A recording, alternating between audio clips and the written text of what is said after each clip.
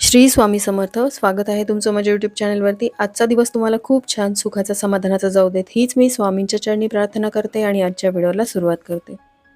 तर आजच्या या व्हिडिओमध्ये मी तुमच्यासोबत अधिक महिन्यामध्ये मुलीने आईची ओटी का भरावी, सुनेने सासूला भेटवस्तू म्हणून काय द्यावे, त्याचबरोबर या महिन्यामध्ये जोडवी बदलताना कोणती चूक करू नये आणि सगळ्यात महत्त्वाचं म्हणजे अधिक महिन्यामध्ये कोणत्या गोष्टी करणं टाळावं ही माहिती शेअर करणार आहे. तर बघा, साधारणपणे 3 वर्षातून एकदा अधिक मास येतो. अधिक मासामध्ये जावयाचे मानपान करतात हे आपल्याला माहिती आहे. आपल्या लेक जावयाचं अधिक महिन्यामध्ये अगदी आनंदाने हौस-मौज करणारी आपली आई, हिच्यासाठी सुद्धा आपल्याला अधिक महिन्यामध्ये काहीतरी वस्तू घ्यायची आहे, त्याचबरोबर तिची ओटीसुद्धा भरायची आहे. आई आपल्या लेकीसाठी बरंच काही करत असते. प्रत्येक सणावाराला ती आपल्या लेकीची आवर्जून हौस-मौज करत असते. तिच्या ऐपतीप्रमाणे यथाशक्ती तिला जे जमेल ती हौस ती तिच्या लेकीची करत असते. आईकडे आपण कधीही गेलं तरी ती आपल्याला रिकाम्या हाताने पाठवत नाही. भलेही आपल्या घरामध्ये सर्व सुखसोयी असतील तरी देखील आईला कितीही मुलीला केलं तरी कमीच वाटतं. ती यथाशक्ती तिच्या इच्छेप्रमाणे ती पिशव्या भरू आपल्या लेकीला सामान देत असते. कधी कधी परिस्थिती नसते तरी देखील आई आपल्या लेकीसाठी काही ना काहीतरी तिच्या परीने करण्याचा प्रयत्न करत असते. पण अधिक महिना हा असा महिना आहे, या महिन्यामध्ये आपण आपल्या आईसाठी काहीतरी करावं. आपल्या महाराष्ट्रात अधिक महिन्याला धोंड्याचा महिना या नावाने सुद्धा ओळखलं जातं आणि अधिक मास हा अतिशय पवित्र मानला जातो. नवीन लग्न झालेल्या जोडप्यांसाठी हा महिना सर्वाधिक खास असतो. सर्वात महत्त्वाचे म्हणजे हा महिना म्हणजे फक्त जावयाचेच लाड करणारा महिना असा आपल्या समाजामध्ये समज आहे. पण खरं तर दान धर्माला सुद्धा या महिन्यामध्ये तितकंच महत्त्व आहे. दान धर्म करत असताना तुम्ही यथाशक्ती दान करू शकता आणि ते दान जे आहे ते गरजू लोकांना दान करायचं असतं. पण आपल्याकडे जावयाला अधिक महिन्यामध्ये योग्य तो मान सन्मान दिला जातो. जावयाला चांदीच्याच भेटवस्तू दिल्या जातात, कारण आईची आपल्या लेकीप्रती असलेली ओढ हे त्यामागचं कारण आहे. आई वडील आपल्या लेकीसाठी तिला सुख मिळावं यासाठी बऱ्याच गोष्टी करत असतात आणि धार्मिक दृष्टिकोनातून चांदी हा अत्यंत पवित्र आणि सात्विक धातू मानला जातो. मान्यतेनुसार चांदीची उत्पत्ती भगवान शंकराच्या डोळ्यातून झाली आहे. चांदीचा संबंध प्रेमाचा कारक शुक्र, धनाचा आणि मनाचा कारक चंद्राशी आहे. चांदी शरीरातील पाणी आणि घटक नियंत्रित करते. यासोबतच शरीरातील सर्व समस्या दूर करण्यासाठीही याचा उपयोग होतो. मुलीचं आयुष्य सुखी करण्यासाठी अधिक महिन्यामध्ये जावयाला चांदीची भेटवस्तू देतात. देवी लक्ष्मी आणि भगवान विष्णू यांची कृपा मिळवण्यासाठी सुद्धा दीपदानाला महत्त्व आहे. त्यामुळे जावयाला चांदीचे निरांजन अधिक महिन्यामध्ये नक्की द्यावे. अखंड सौभाग्य प्राप्तीसाठी आपल्या लेकीचे अधिक महिन्यामध्ये जोडवी सुद्धा आई बदलत असते. जोडवी का बदलावीत? अधिक महिन्यामध्ये अनेक सौभाग्यवती स्त्रिया जोडवी का बदलतात यावरचा व्हिडिओ मी चॅनलवरती शेअर केलेला आहे. ही जोडवी बदलत असताना एक चूक आपल्याला करायची नाही, की जसं आपण जोडवी रोज पायात घालतो त्यामुळे पायातली जोडवी झिजतात आणि ही झिजलेली जोडवी ज्यावेळेस आपण सोनाराच्या दुकानात वाढवायला किंवा बदलायला जातो त्यावेळेस तुम्हाला आहेत त्या वजनापेक्षा त्या जोडव्यांमध्ये भर घालून जोडवी घ्यायची असतात. तर ही चूक आपल्याला करायची नाही, की कमी वजनाची जोडवी घ्यायची नाही, तर त्यात भर घालून घ्यायची आहे. ज्यावेळेस आपण त्या जोडव्यांमध्ये भर घालतो किंवा वाढवा करतो त्यावेळेस आपल्याला अखंड सौभाग्य मिळावं यासाठी ही भर घातली जाते. त्यामुळे नेहमी जोडवी बदलत असताना ही काळजी तुम्हाला घ्यायची आहे. त्याचबरोबर बऱ्याचदा आपण काय करतो, की आपण वापरलेली जोडवी दुसऱ्यांना घालायला देतो. त्यामुळे ही चूकसुद्धा आपल्याला करायची नाही आहे, कारण आपण वापरलेली जोडवी हा आपला सौभाग्याचा अलंकार आहे. तो दुसऱ्यांना दिल्यामुळे त्याला त्याचा काहीच लाभ होणार नाही, उलट त्याचे दुष्परिणाम आपल्या आयुष्यावरती होत असतात. त्याचबरोबर दुसऱ्यांनी वापरलेली जोडवीसुद्धा आपण कधीच वापरू नयेत, कारण सौभाग्य अलंकार हा ज्याचा त्याचा असतो. त्यामुळे जर तुम्ही ती जोडवी वापरत नसाल तर ती बदलून घ्या, त्यामध्ये भर टाकून ती वाढवून घ्या, पण ती दुसऱ्यांना वापरायला देऊ नका किंवा तुम्ही देखील दुसऱ्यांनी वापरलेली जोडवी वापरू नका. तर ही जोडवी बदलत असताना काळजी तुम्हाला घ्यायची आहे, ही चूक अजिबात तुम्हाला करायची नाही आहे. त्यासोबतच ज्यावेळेस आपण जोडवी बदलायला जाऊ तेव्हा हा सौभाग्याचा अलंकार तुम्ही तुमच्या आईसाठी सुद्धा घ्या आणि तुमच्या सासूसाठी सुद्धा घ्या, कारण एकीने तुम्हाला जन्म दिलेला आहे आणि दुसरीने तुम्हाला सौभाग्य दिलेलं आहे. त्या ऋणाची परतफेड म्हणून तुम्ही अधिक महिन्यामध्ये आईला व सासूला ही भेटवस्तू आवर्जून देऊ शकता. कारण अधिक महिना जो आहे दर 3 वर्षांनी येत असतो. हा सौभाग्य अलंकार घेण्याचा महिना आहे. तर आपली आई आपल्यासाठी खूप काही करत असते. आपल्या सासूनी देखील आपल्या नवऱ्याला लहानाचं मोठं केलेलं असतं. त्यांनी देखील तेवढेच कष्ट घेतलेले असतात, जेवढे आपल्या आईने आपल्यासाठी घेतलेले असतात. त्यामुळे या दोघींसाठी काही ना काहीतरी करणं आपलं कर्तव्य आहे. तर अधिक महिना हा असा महिना आहे, ज्या महिन्यामध्ये तुम्ही या दोघींसाठी ही भेटवस्तू तुम्ही आवर्जून घेऊ शकता. आई आपल्याला बरंच काही देत असते, तसं तर आईनेच लेकीसाठी ह्या गोष्टी करायच्या असतात. पण कुठेतरी आपणही आईप्रती काहीतरी देणं लागतो. त्यासाठी का होईना तुम्ही आईसाठी, सासूबाईंसाठी जोडवी आवर्जून घ्या. लग्न कार्यामध्ये कन्यादानाला अतिशय महत्त्व असते. आपल्या लाडक्या लेकीला सुयोग्य हाती सोपवून तिची जबाबदारी तिच्या पतीच्या हाती सोपवणे याला कन्यादान विधी म्हणतात. त्याचा चुकीचा अर्थ काढत कन्या काय दान देण्याची वस्तू आहे का अशी चर्चा करतात. मात्र तसे नसून कन्यादान हा एक संस्कार आहे, जबाबदारीची जाणीव आहे. आपण ज्या मुलीला लाडाकोडाने वाढवली तिची जबाबदारी दुसऱ्याच्या हाती सोपवण्यासाठी आईवडिलांना कठोर व्हावे लागते. त्यांच्या त्यागामुळे तिला हक्काचे घर मिळते. त्या त्यागाची छोटीशी परतफेड म्हणून विवाहित मुलगी आईची ओटी भरत असते. आपल्या अखंड सौभाग्यप्राप्तीसाठी आई आपले जोडवी बदलत असते. आपल्या नवरा बायकोच्या नात्यामध्ये गोडवा राहावा यासाठी आपल्या जोडव्यांमध्ये वाढ करून ती जोडवी आपल्याला बदलून देत असते. पण आपण यावेळेस अधिक महिन्यामध्ये आईची जोडवी बदलून आईच्या अखंड सौभाग्यप्राप्तीसाठी एवढी गोष्ट करू शकतो. कालांतराने आईचे देखील आई वडील राहिलेले नसतात. अशा वेळी तिचं माहेर पण कुठंतरी सुटलेलं असतं. जरी आई वडील असतील तरी कौटुंबिक जबाबदाऱ्यांमुळे आईचं माहेरी जाणं होत नाही. किंवा आता एवढी वर्ष झाल्यानंतर तिचा अधिक महिना किंवा तिचा धोंड्याचा महिना कोण साजरा करणार? तर मुलीने आवर्जून आपल्या आईचा अधिक महिना अशा प्रकारे साजरा करायचा आहे. तर ह्या छोट्या छोट्या गोष्टी आपण बदलू शकतो, कारण समाज हा आपल्यापासून बनलेला आहे आणि समाजामध्ये बदलसुद्धा आपणच करत असतो. आता इथे एक प्रश्न येऊ शकतो, की आई जर विधवा असेल तर मग अशा वेळेस आपण आईला काय द्यावे? तर आई विधवा असेल तर अशा वेळेस तुम्ही आईला ज्या गोष्टींची गरज आहे अशा गोष्टी तुम्ही भेटवस्तू म्हणून देऊ शकता.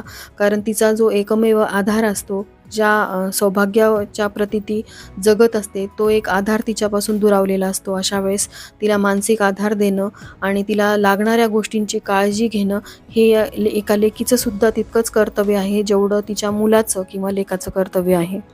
आता बऱ्याच जणांना प्रश्न पडू शकतो, की जोडवी आपण जर स्वतःसाठी खरेदी करत असणार तर अशा वेळेस मग ती आईनीच घ्यावीत का? तर असं काही नाही आहे, की जोडवी ही सासरचीच असावीत किंवा माहेरचीच असावीत. जोडवी बदलणं किंवा त्यामध्ये वाढ करून घेणं हे महत्त्वाचं आहे. मग ती तुम्ही तुमच्या सासरकडून सुद्धा करून घेऊ शकता किंवा तुमची आई असेल तर आई ही यथाशक्ती मुलीला जोडवी करतच असते अधिक महिन्यामध्ये.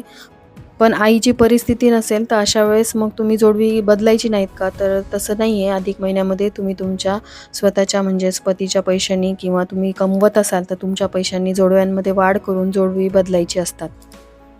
आईसोबतच आपण आपल्या सासूला सुद्धा जोडवी घ्यावीत आणि सासूने सुद्धा आपल्या लेकीसोबत सुनेला जोडवी घ्यावीत. कारण सून ही आपल्या मुलासाठी आपल्या घरात आलेली असते. तिला देखील अखंड सौभाग्य लाभावं म्हणजेच आपल्या मुलाचं आयुष्य वाढावं यासाठी प्रत्येक सासूने आपल्या सुनेला जोडवी घ्यावीत. तर ही एक केवळ देवाणघेवाण नाही आहे, पण ही वस्तू ज्यावेळेस तुम्ही एकमेकांना भेट म्हणून देता, यामुळे एकमेकांचे शुभाशीर्वाद मिळतात. त्याचबरोबर एकमेकांमध्ये प्रेम, दृढ संबंध निर्माण होण्यासाठी सुद्धा मदत होत असते. त्यानंतर एक सगळ्यात महत्त्वाचं काम आपल्याला अधिक महिन्यामध्ये करायचं आहे, ते म्हणजे मुलीने आपल्या आईची ओटी भरायची आहे. मुलगी आईची किंवा आपल्या सासूची ओटी कधीच भरत नाही. इतर वेळी आपण आपल्या आईची ओटी भरू शकत नसलो तरी अधिक महिना हा असा महिना आहे, या महिन्यामध्ये आईची मुलीने ओटी भरावी.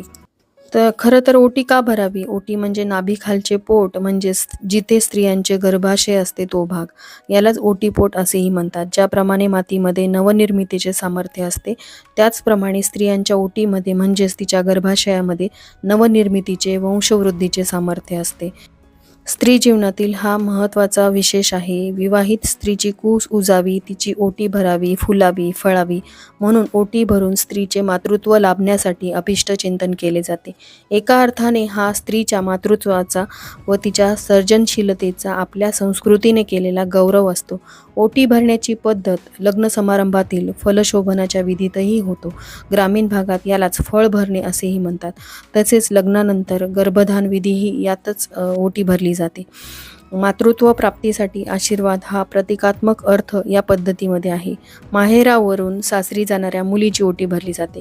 ओटी भरण्यासाठी तांदूळ, सुपारी, श्रीफळ, खोबरे, लेकूरवाळे, हळकुंड, हळद, कुंकू, 5 प्रकारची फळे इत्यादी साधन सामग्री वापरली जाते. नवविवाहिता असेल तर या पद्धतीला खूप महत्त्व आहे. 5 सुवासिनी तिची ओटी भरतात. एक स्त्री पुढे येऊन तिच्या पदरात ओटीच्या वस्तू टाकतात. कालांतराने यथोचित संतती प्राप्ती झाल्यावर जितक्या सुवासिनी उपलब्ध होतील त्या ओटी भरतात. ऋतुमास चालू असेपर्यंत ही पद्धत महत्त्वाची आहे. ओटी भरण्यासाठी ज्या ज्या वस्तू वापरल्या जातात त्यांनाही प्रतिकात्मक अर्थ आहे. या वस्तू मांगल्य, प्रेम, अखंडता, अक्षयता, विघ्न निवारक, सौभाग्यदायक, आरोग्यवर्धक, शुभदायी आहेत. प्राचीन काळापासून ते आजच्या आधुनिक काळातही ही रूढी अजूनही समाज जीवनात पाळली जाते. अधिक मासात सगळीच पुण्यकर्म केली जातात. त्यात आणखी एका पुण्यकर्माची भर म्हणून आईची ओटी भरली जाते. वास्तविक पाहता मुलगी सासरी निघाली की तिची ओटी भरतात, परंतु अधिक मासामध्ये आईची ओटी भरून तिने आपल्या पदरात टाकलेल्या सौभाग्याप्रती छोटीशी कृतज्ञता व्यक्त केली जाते. पुढच्या जन्मी तुझ्याच उदरी जन्म मिळावा असाही संयुक्तिक अर्थ या संस्कारातून काढता येतो. विवाहित मुलगी आईची ओटी भरू शकते, परंतु सासूची ओटी भरू शकत नाही. कारण लग्न करून घरी आल्यावर सासू आपल्या सुनेची ओटी भरून आपला मुलगा राजी खुशी तिच्या पदरात देते. सासूकडून आशीर्वाद रूपी मिळालेल्या ओटी तिला परत करता येत नाहीत. विधवा स्त्रियांची ओटी भरता येत नाही, म्हणून आईची ओटी भरणे शक्य नसेल तर अन्य सुवासिनींची खणा नारळाने ओटी भरावी. तसे केल्यानेही सौभाग्यवती स्त्रीचे मंगलमयी आशीर्वाद मिळतात. आईची ओटी भरत असताना खणा नारळाने ओटी भरावी किंवा तुम्ही एखादी साडी सुद्धा घेऊ शकता. जर तुम्हाला आई नसेल तर तुम्ही मावशीची ओटी भरू शकता. कारण आपण असं म्हणतो ना की माय मरो आणि मावशी जगो. मावशी नसेल तर तुमच्या आई समान काकूची सुद्धा तुम्ही ओटी भरू शकता. आणि ह्यांची ओटी भरणं जर तुम्हाला शक्य नसेल तर अशा वेळेस तुम्ही एखाद्या गरजू स्त्रीची, सौभाग्यवती स्त्रीची ओटी भरू शकता. तुमची आई विधवा असेल तर अशा वेळेस तुम्ही मग मावशी, काकू किंवा एखादी गरजू स्त्री यांची ओटी भरून सुद्धा त्यांचे शुभाशीर्वाद मिळवू शकता. आईची ओटी भरण्यासोबतच आईच्या अखंड सौभाग्यासाठी जसं मी तुम्हाला सांगितलं, तुम्ही जोडवी देऊ शकता किंवा तुम्ही आईला, तुमची परिस्थिती असेल तर आईला चांदीचा करंडा सुद्धा देऊ शकता. करंडा कधीही रिकामा देऊ नये, त्यामध्ये हळदी कुंकू भरून द्यावे. असं केल्याने आईचं अखंड सौभाग्य टिकून राहण्यासाठी मदत होईल. त्यासोबतच तुम्ही सासूची जरी ओटी भरू शकत नसाल तरी तुम्ही सासूबाईंना जोडवी भेटवस्तू म्हणून देऊ शकता. तुमच्या सासूबाईंचं सुद्धा अखंड सौभाग्य राहावं, तुमच्या सासऱ्यांना खूप आयुष्य लाभावं यासाठी तुम्ही ही गोष्ट आवर्जून करू शकता. तर अधिक महिन्यामध्ये ह्या सर्व गोष्टी करण्यासोबतच आपल्याला काही गोष्टी आवर्जून टाळायच्या आहेत. या महिन्यामध्ये दान धर्माला विशेष महत्त्व आहे, पण शुभ कार्य किंवा नवीन कार्य तुम्ही सुरुवात करू शकत नाही. कारण अधिक महिन्याला खरमास असेही म्हटले जाते. खरमास म्हणजे खराब महिना. दुसऱ्या अर्थाने सांगायचे झाले तर ज्या महिन्यामध्ये शुभ कार्य करणे वर्जित मानले गेले आहे असा महिना. कारण या काळामध्ये हाती घेतलेली नवीन कामे पूर्णत्वास जाऊन यशप्राप्ती होईलच असे नाही. त्यासोबतच अधिक महिन्यामध्ये विवाहासारखी मंगल कार्य करू नयेत. अधिक महिन्यात केलेले विवाह यशस्वी होत नाहीत. वैवाहिक जीवनात सुखाची प्राप्ती होत नाही. जोडीदारांमध्ये नियमित वारंवार भांडणे, मतभेद होऊ शकतात. दाम्पत्य जीवन वादग्रस्त बनू शकते. त्याचबरोबर अधिक महिन्यामध्ये व्यापार उद्योगातील विस्तार योजना, नवीन प्रकल्प लांबणीवर टाकावेत. नवीन कार्यारंभ करू नये. अधिक महिन्यामध्ये महादानी, गृहारंभ, गृहप्रवेश, वास्तुशांती, त्याचबरोबर विवाह, उपनयन, देवप्रतिष्ठा आदी कार्य करू नयेत. आपण एखाद्या देवाची प्राणप्रतिष्ठा देवघरात करणार असू, जसं की अन्नपूर्णा देवी असेल किंवा इतर कोणत्या देवांची आपण देवघरात स्थापना करणार असू तर अधिक महिन्यामध्ये ही स्थापना करू नये. तसेच जागा, मालमत्ता, संपत्ती याची खरेदी विक्री व्यवहारसुद्धा करू नयेत. असे केल्यामुळे भविष्यकाळामध्ये नुकसान संभवते. नित्य व रोजचीच कामं करावीत. ज्वर शांती, देवाची पुनःप्रतिष्ठा करता येते, पण देवाची नवीन प्राणप्रतिष्ठा करायची असेल तर ती मात्र तुम्हाला करता येणार नाही. अधिक महिना व्रत, वैकल्य, उपवास, दान, पूजा, यज्ञ, हवन आणि ध्यानधारणा करण्यासाठी सर्वोत्तम मानला गेलेला आहे. या कालावधीत केलेल्या आराधना, उपासना, नामस्मरण, जप यामुळे पापकर्माचा क्षय होऊन पुण्यप्राप्ती होऊ शकते. या कालावधीमध्ये दान केलेला 1 रुपयाचे पुण्यफळ 10 पटीने मिळते. तसेच पुरुषोत्तम महिन्यामध्ये श्रीकृष्ण कथा, श्री भागवत कथा, श्रीराम कथा, विष्णू सहस्त्रनाम, पुरुष सूक्त, श्री सूक्त, हरिवंश पुराण, गुरुने दिलेल्या प्रदत्त मंत्राचा नियमित जप करून तीर्थस्थळी जाऊन स्नान आदी केल्याने अधिक पुण्य प्राप्त होते. याशिवाय दीपदान, वस्त्र तसेच भागवत कथा ग्रंथाचे दान अधिक महिन्यामध्ये अधिक पुण्य फलदायी मानले गेले आहे. असे केल्याने धन, वैभव, धान्य वृद्धिंगत होते. रोज आपल्याला देवपूजेला मागे पुढे होत असलं तरी अधिक महिन्यामध्ये नित्यनियमाने देवपूजा त्या वेळेतच करावी. शक्य झालं तर ब्रह्ममुहूर्तावरती अधिक महिनाभर देवपूजा करावी. कारण जसं मी तुम्हाला नेहमी सांगते की ब्रह्ममुहूर्तावरती साक्षात परमेश्वर आपल्या घरात येत असतात. या वेळी केलेली पूजा भगवंतापर्यंत पोहोचते. म्हणून शक्य झालं तर अधिक महिनाभर का होईना देवपूजा तुम्ही ब्रह्ममुहूर्तावरती करण्याचा प्रयत्न करा. सकाळ संध्याकाळ तुपाचा दिवा ब्रह्ममुहूर्तावरती आणि संध्याकाळी दिवे लागणीच्या वेळेस देवघरामध्ये तुळशीसमोर अवश्य लावा. यासोबतच आपल्या घरी आलेल्या व्यक्तींना कधीही रिकाम्या हाताने पाठवू नये, रिकाम्या पोटी पाठवू नये. त्याला काही ना काही यथाशक्ती खायला घालावं. कारण या महिन्यामध्ये दानधर्माला विशेष महत्त्व आहे. दानधर्म हे बाहेर जाऊन करण्याची गोष्ट नाही, तर आपल्या घरी जी व्यक्ती आलेली आहे तिला आपण साधा चहा जरी दिला ते सुद्धा एक अन्नदानच आहे. त्यासोबतच आपल्या तोंडून वाईट शब्द बोलू नयेत, विनाकारण घरामध्ये कटकटी भांडणं करू नयेत. यामुळे सुद्धा तुम्हाला अधिक महिन्याची पुण्यफळ मिळत नसते. घरी आलेल्या व्यक्तीचा विनाकारण अपमान करू नये. बऱ्याचदा असं होतं की त्या व्यक्तीसोबत आपलं पटत नसतं किंवा त्या व्यक्तीने आपल्याला तशी वागणूक दिलेली असते. त्याचा राग आपल्या डोक्यात असतो, पण ती व्यक्ती अधिक महिन्यामध्ये तुमच्या घरी आली असेल तर अशा वेळेस तिचा तुम्ही अपमान करू नका. त्या व्यक्तीने जरी तुम्हाला अपमानास्पद वागणूक दिलेली असेल तरी त्या गोष्टी विसरून जा. जे काही ज्याचे कर्म आहेत ती व्यक्ती ती भोगणारच आहे. कारण आपले कर्म हे आपल्याला भोगल्याशिवाय आपल्याला मोक्ष मिळत नसतो. त्यासाठीच आपल्याला ह्या गोष्टी आवर्जून टाळायच्या आहेत. कोणाचाही अपमान करायचा नाही, कोणाची निंदा नालस्ती करायची नाही किंवा अपशब्द बोलायचे नाही. आणि अधिक महिनाभर आपल्याला मांसाहार आणि मद्यपान करायचं नाही. तसं तर चातुर्मासामध्येच ह्या गोष्टी वर्ज्य आहेत. कारण पावसाळ्यामध्ये आपली पाचनक्रिया मंदावलेली असते. पण अगदीच 4ही महिने पाळणं तुम्हाला शक्य नसेल तर किमान अधिक महिना तरी तुम्ही पाळू शकता. या गोष्टीचा त्याग केला तरच तुम्हाला ह्या अधिक महिन्याची पुण्य फलश्रुती मिळेल. तर ह्या काही छोट्या छोट्या गोष्टी आहेत ज्यांची तुम्हाला अधिक महिना सुरू होण्यापूर्वी काळजी घ्यायची आहे. या महिन्यामध्ये काय करावे, काय करू नये, मुलीने ओटी का भरावी याविषयीची माहिती मी तुमच्यासोबत शेअर केली. अजून तुमच्या काही शंका असतील तर तुम्ही मला कमेंट करून विचारू शकता. आजचा हा व्हिडिओ मी इथंच एंड करते. व्हिडिओ थोडा जरी आवडला असेल तर लाईक, शेअर, सबस्क्राईब करा. भेटूयात अशाच एका नवीन व्हिडिओसोबत. तोपर्यंत सर्वांना श्री स्वामी समर्थ.